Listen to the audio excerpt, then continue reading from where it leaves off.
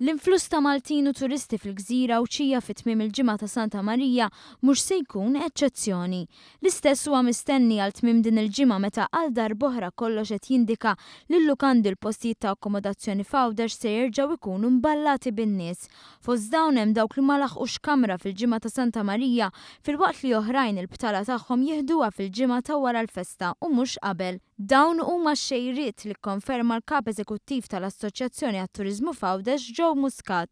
Huwa weekend li matulu jkun hemm ħafna shutdowns, ikun hemm fil-fabriki u azjendi f'Malta u allura il-Maltin ukoll jippruvaw jieħdu l-okkażjoni minn dawn ix-shutdowns sabiex iżuru l-sira Awċija fil-ġimgħa li tiġi preċiżament wara Santa Marija. Aħna nħossu li s-suq domestiku huwa parti importanti ħafna mis-settur turistiku u allura dawn il-weekend kemm ta' Santa Marija kif ukoll il-weekend li ġej huma żewġ okkażjonijiet u żewġ opportunitajiet biex is-settur turistiku f'Awċi jkompli jissaħħaħ mhux biss min-naħa tas-suq barrani kif ukoll mis-suq domestiku.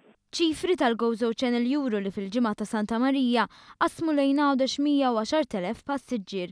Dan ifisser 40,000 passiġġier iżjed milli qasmu fl-istess perjodu s-sena li għaddiet.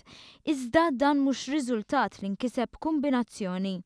Għawdex ifisser li hija gżira li tista' tagħtih l-opportunità li jieħu holiday jieħu dik vaganza qasira viċin ħafna id-dar tiegħu. Ovvjament dana wassal għal dan il-ħsieb diversi raġunijiet. Fosthom ir-reklamar illi qed isir dwar Għawdex, reklamar illi mhux biss qed isir biex jiġi atterat is-suq turistiku barrani, imma reklamar illi huwa intenzjonat għas-suq domestiku. Għaliex is-settur turistiku Għawċi jemmen ħafna illi s-suq Malti huwa bżonjus. Jekk l-affarijiet jibqgħu sejrin hekk, l-istennija hi li din tkun sena rekord oħra turiżmu Għawċi.